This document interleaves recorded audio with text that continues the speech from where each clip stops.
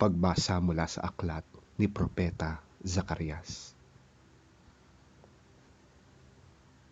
Sinabi sa akin ni Yahweh na makapangyarihan sa lahat. Ganito ang sabihin mo. Sabik na akong ipadama sa Jerusalem ang aking pagmamahal. Isang pagmamahal na naging dahilan upang mapuot ako sa kanyang mga kaaway. Babalik ako sa Jerusalem upang muling manirahan doon. Tatawagin itong tapat na lungsod at banal na bundok ni Yahweh na makapangyarihan sa lahat. Ganito ang sinabi ni Yahweh. Muling makikita ang matatandang babae-lalaking nakatungkod na nakaupo sa mga liwasan ng lungsod. Ang mga lansangan ay mapupuno ng mga batang naglalaro. Aakalain ng mga naiwan sa lupain na mahirap itong mangyari. Ngunit para kay Yahweh ay walang imposible.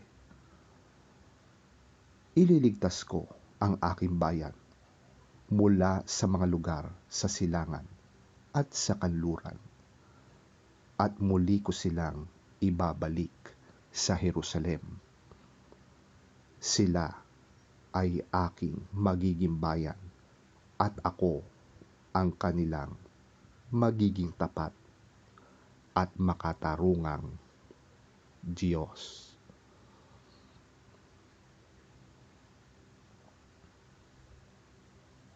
Ang salita ng Diyos.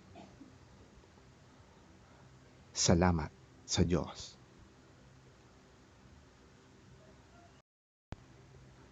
Ang mabuting balita ng Panginoon ayon kay San Mateo. Papuri sa iyo, Panginoon. Nang mga sandaling yon, lumapit kay Jesus ang mga alagad at nagtanong, sino po ang pinakadakila sa kaharian ng langit? Tumawag si Jesus ng isang bata, pinatayo sa harap nila at sinabi, tandaan ninyo, kapag hindi kayo nagbago at naging katulad ng mga bata, hindi kayo makakapasok sa kaharian ng langit. Ang sinumang nagpapakababa na gaya ng batang ito ay siyang pinakadakila sa kaharian ng langit. Ang sinumang tumatanggap sa isang batang katulad nito, alang-alang sa akin, ako ang kanyang tinatanggap.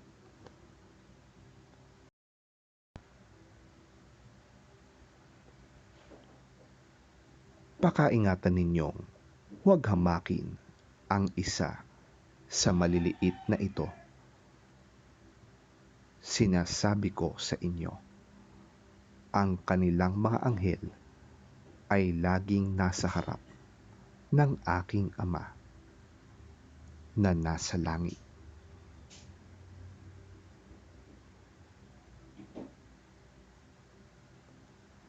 Ang mabuting balita ng ating Panginoon. Pinupuri ka namin, Panginoong Hesukristo.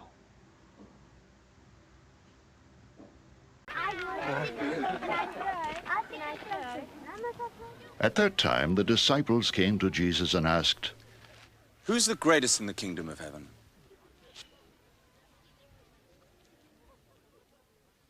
He called a little child and had him stand among them.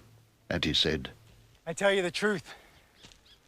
Unless you change and become like little children, you will never enter the kingdom of heaven. Therefore, whoever humbles himself like this child is the greatest in the kingdom of heaven. And whoever welcomes a little child like this in my name welcomes me.